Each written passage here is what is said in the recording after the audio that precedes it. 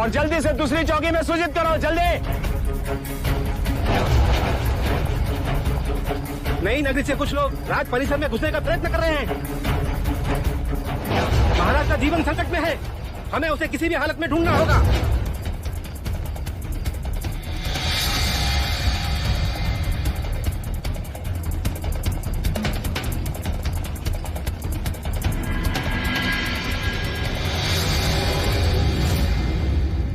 महाराज, नगरकोट की भित्ति फांदकर कोई शत्रु घुसाया है। वो शत्रु नहीं, आप ही की प्रजा है महाराज। गांव तो छीन लिया, अब सांसें भी छीनना चाहते हैं आप। क्या बोल रहे हो तुम? मैंने लोगों को गांव से दूर किया ताकि रोगियों को चिकित्सा मिले, गरीबों को रोटी मिले, किसी को किसी बात की कमी ना हो। जितना छीना है उससे अधिक देने का प्रयत्न किया मैंने। और सच्चाई तो ये है महाराज, वहाँ अन्न का एक दाना तक नहीं है, भूखा लोग मर रहे हैं वहाँ।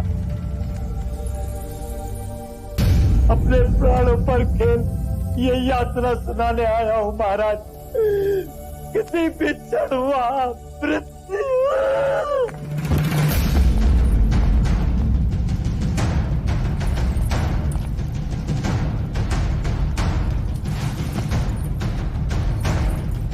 क्या हुआ इसे?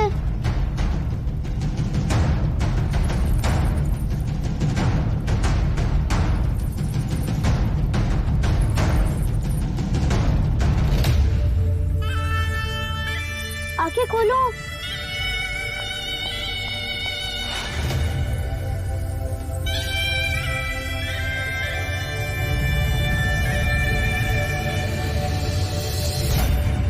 ये उठ क्यों नहीं रहा है?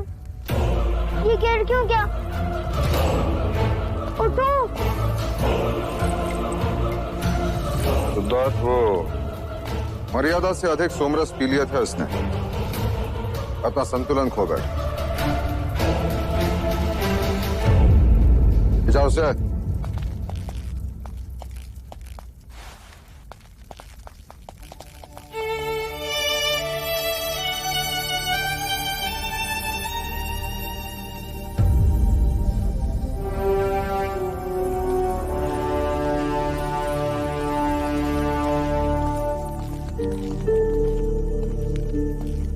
माँ, ये सोमरस क्या होता है?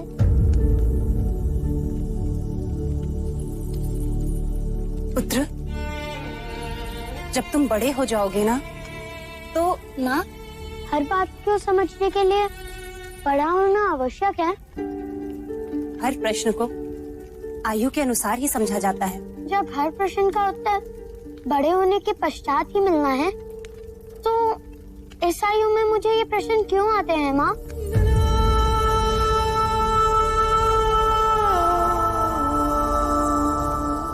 महामंत्री, इस माही की बात पर तुम्हें कितना विश्वास है? महाराज, माही का वचन और उसकी तलवार कपिलवस्तु के लिए हमेशा से निष्ठावान रहे। यदि आज वो रोगी नहीं होता तो हमारी सेना का नेतृत्व कर रहा होता। द्रोणोदन। जी जी भाई महाराज। नई नगरी में अनाज पहुंचाने का दायित्व किसका? वैश्य गौरी गजानन का महाराज। ये वही वैश्य है जो उस दिन न्याय सभा में असत्य बोलते पकड़ा गया था? जी महाराज। कल उसे न्याय सभा में प्रस्तुत किया जाए। जो आज्ञा महाराज।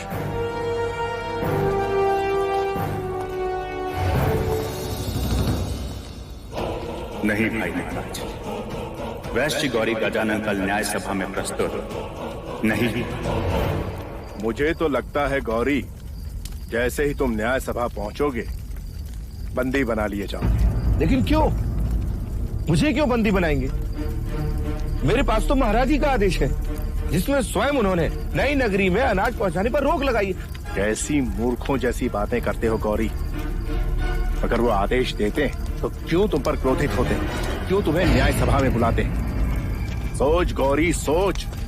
मेरे भाई, मुझे तो कपट लगता है। एक बार बंदी बना लिए गए तो बस गए। तो मैं क्या करूं? मेरी बात मान तो भाग जा यहाँ से और ढूंढ उस सैनिक को जिसने महाराज का वो आदेश पत्र तुझे दिया था। सोच मत गौरी, भाग जा।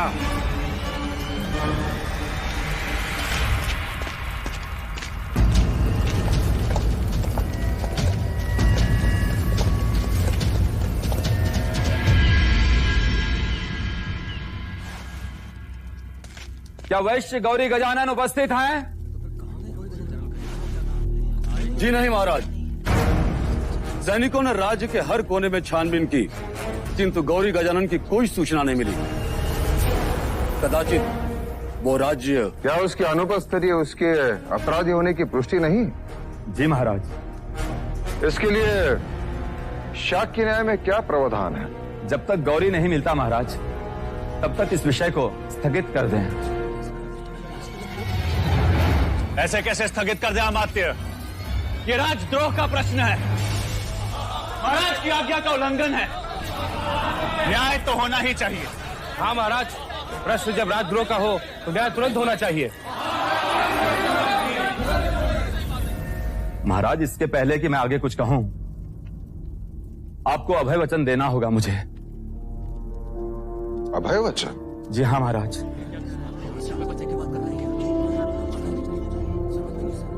मैं तुम्हें अभय वचन देता हूं अमात्य। महाराज, नई नगरी में अन्न पहुंचाना राज्य का उत्तरदायित्व था और इस कार्य के लिए गौरी को नियुक्त किया था। वो असफल रहा और कोई नहीं जानता कि इस समय वो कहाँ है। पहले भी गौरी इस न्याय सभा में अपराधी सिद्ध हो चुका है। न्याय सभा ये बात जानती है अमात्य। तो महाराज, अब उसके अपराध का उत्तरदायित्व उसी का बनता है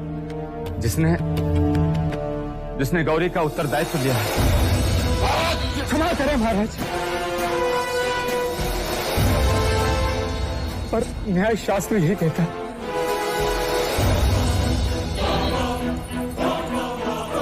तुम्हारा संकेत युवराज सिद्धार्थ की ओर है। भाई महाराज, आप क्रोधित ना हो और इसे क्षमा कर दीजिए। भाई महाराज, कदाचित अमात्य ठीक कह रहा है। हमें इस न्याय को स्थगित कर देना चाहिए। अरे द्रोणोदन, न्याय होगा, अवश्य होगा। परंतु भाई महाराज, युवराज सिद्धार्थ तो बालक हैं। वो कैसे गौरी के अपराध के उत्तरदायी हुए? उत्तरदायित्व लेने वाले को कल दंड गृह में प्रस्तुत किया जाए। न्याय वही होगा।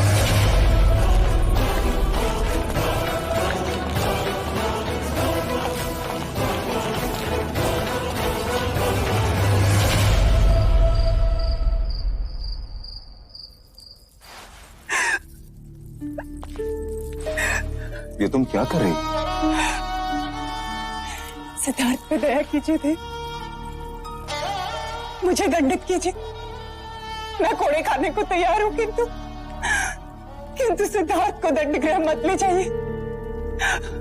जब न्याय सभा ले जाने से नहीं रोका, दंड गृह ले जाने से क्यों? फिर क्या ये उचित है भैया कि इतनी कम उम्र में वो दंड गृह देखे? आप तो चाहते थे कि सिद्धार्थ पर दुख की छाया भी ना पड़े। जब नई नगरी के निर्माण के लिए आप प्रजा के प्रति निष्ठुर हुए, तो मैं आपके पुत्र स्नेह को समझ सकती थी, किंतु आज आप अपने उसी पुत्र के प्रति निष्ठुर हो गए। तो अब यह स्नेह किसके प्रति? न्याय के प्रति। जीवन अंत तक सिद्धार्थ अब कभी न्याय नहीं करेगा। हाँ, और किसी का उत्तरदायित्व तो कभी ना लेगा। मैं चाहता हूं कि वो क्षत्रिय बने, सम्राट बने, अपने कुल का नाम उज्जवल करे। क्या राजा राम हमारे कुल के नहीं थे? क्या उनमें करुणा नहीं थी? क्या वह प्रजा वत्सल नहीं थे? क्या वह किसी सम्राट से कम थे? क्या वह क्षत्रिय नहीं थे? राम राज्य से बढ़कर और कोई उदाहरण है क्या देव? मैं पिता के साथ साथ एक राजा भी हूं। जब मैं न्यायासन पर बैठता हूं तो उतर जाइए ऐसे न्यायासन से। मैं शाक्य कुल की ऐसी शासन प्रणाली को नहीं मानती जहां एक निर्दोष को उसकी करुणा के लिए दंड दिया जा रहा है। 8 वर्षों में सुख के अतिरिक्त कुछ नहीं देखा। 8 कोड़ों में 8 जन्मों का दुख देख लेगा आपका भतीजा। उसने न्याय सभा के समक्ष गौरी का उत्तरदायित्व लिया था, पर वो अभी बालक ही है भैया। आर्य आर्य आर्य आर्य आर्य ओ आर्य, पता नहीं अब महाराज क्या न्याय करेंगे। उस दिन पूरी सभा ने सिद्धार्थ के न्याय को माना, अब सभा के न्याय को उसे मानना ही होगा। ऐसा न्याय जो शाक्यों के इतिहास में कभी किसी राजा ने नहीं किया।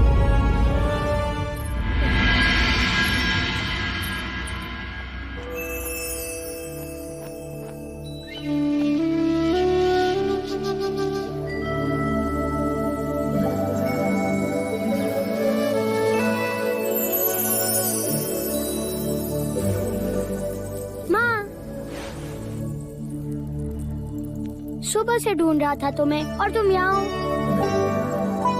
तुम रो क्यों रही हो माँ?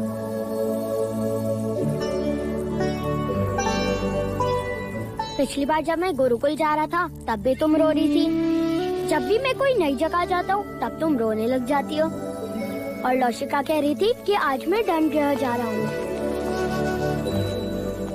महादेवी, हम युवराज को लेने आए। हाँ हाँ चलो। माँ मैं दंडगृह देख कर आता हूँ।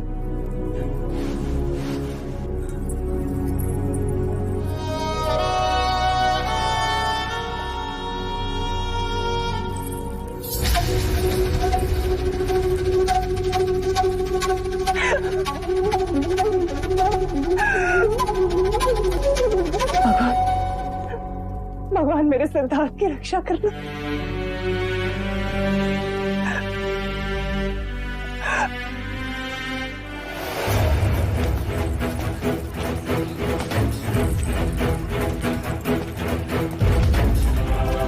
इतनी छोटी आयु और इतना बड़ा दंड।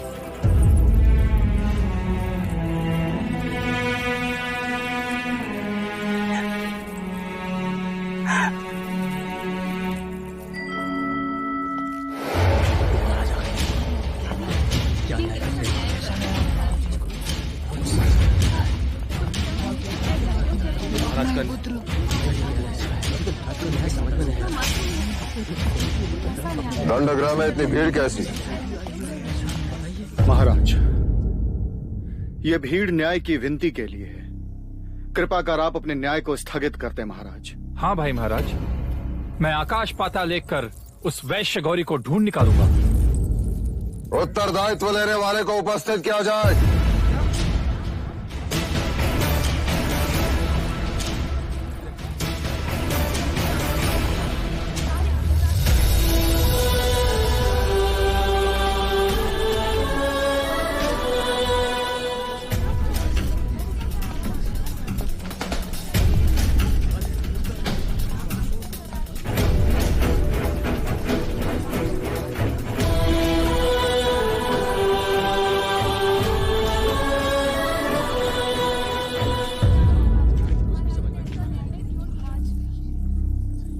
मैं लज्जित हूं कि नई नगरी के लोगों के साथ अन्याय हुआ।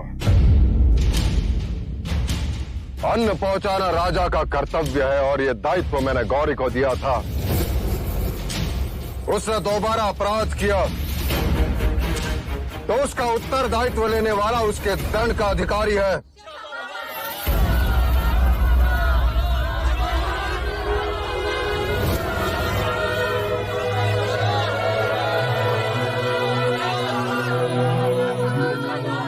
कीजिए महाराज, न्याय सभा में आपने एक राजा बनकर सोचा, आप एक पिता बनकर सोचिए।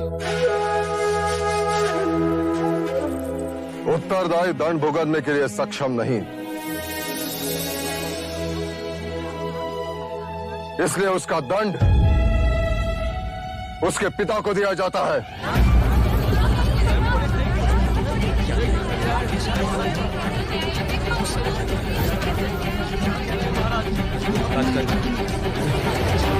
भाई महाराज, आप ये क्या कह रहे हैं? दंड देना राजा का धर्म था और दंड भुगतना पिता का धर्म है। परंतु महाराज, इसका युवराज सिद्धार्थ पर क्या असर पड़ेगा? मेरे पुत्र को यह ज्ञात हो जाएगा कि बिना सोचे समझे झूठे मनुष्य का उत्तरदायित्व लेना भी अपराध है। करुणा से राज्य नहीं चलते। महाराज, उठाओ कोड़ा, मैं तैयार हूं।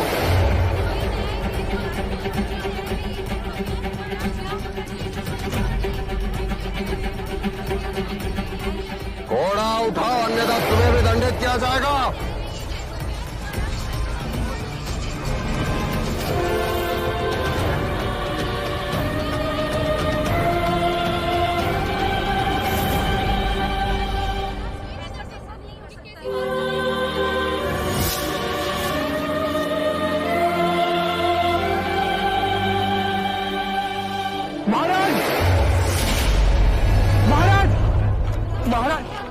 महाराज, गौरी, क्षमा महाराज। देखते क्या हो, बंदी बना लो इसे। क्षमा महाराज, महाराज क्षमा। नए नगरी में अन्न पहुंचाने का दायित्व तुम्हारा था या नहीं गौरी? था महाराज। तो आज्ञा का पालन क्यों नहीं हुआ? क्योंकि महाराज वो भी तो आप ही का आदेश था। क्या?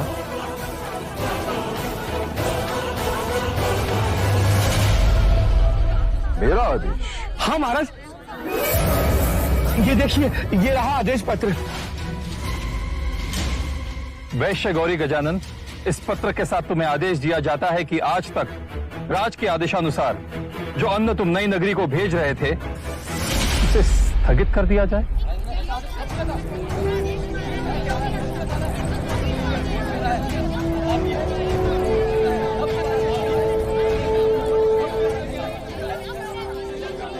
ये पत्र खोटा है। मैंने ऐसे कोई आदेश नहीं दिया।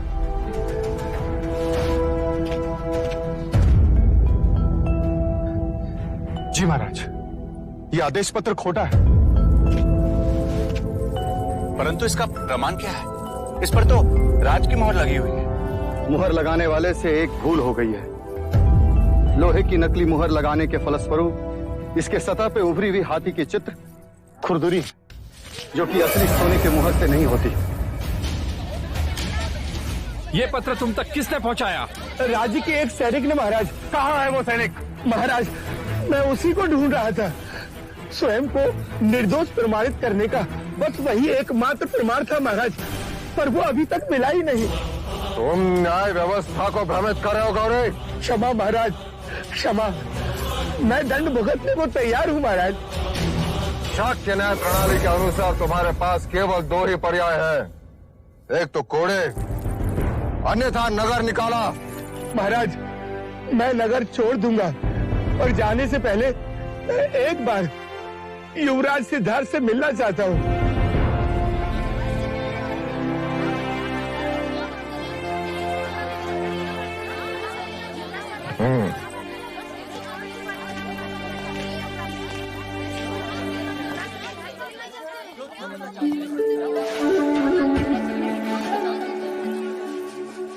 आपने मुझे सत्य के मार्ग पर चलना सिखाया। आपका विश्वास बना रहे, इसलिए मैंने किसी भी तरह का लालच न करके कोई भी छल कपट नहीं किया। सत्य स्वयं प्रकाशित होता है। आज नहीं तो कल अपराधी अवश्य दंड पाएगा।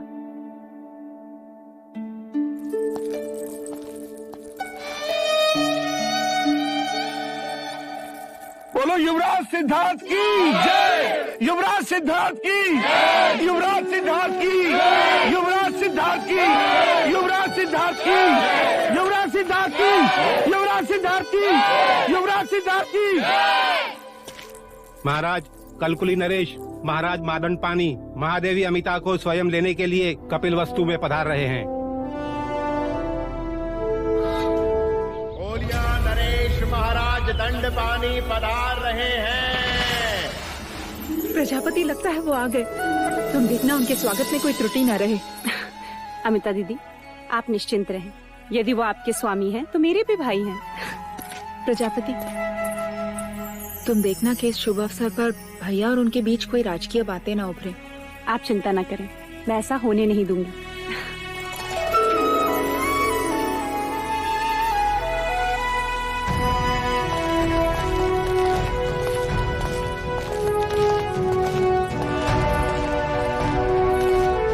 कपिलवस्तु में कोलिया नरेश महाराज दंडपानी के आगमन से हमारा अभिमान और बढ़ गया है। स्वागत है आपका। कदाचित आप संबंध भूल रहे हैं महाराज। कोलिया नरेश इस घर के जमाई हैं। और एक जमाई ससुराल स्वागत का अवसर कैसे जाने दे सकता है?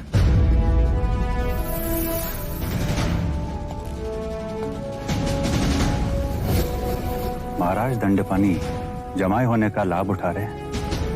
आपसे अपने चरण धुलवाना चाहते हैं। तशला लाइए। चरण प्रक्षालन के बाद ही जमाई भीतर कदम रखे।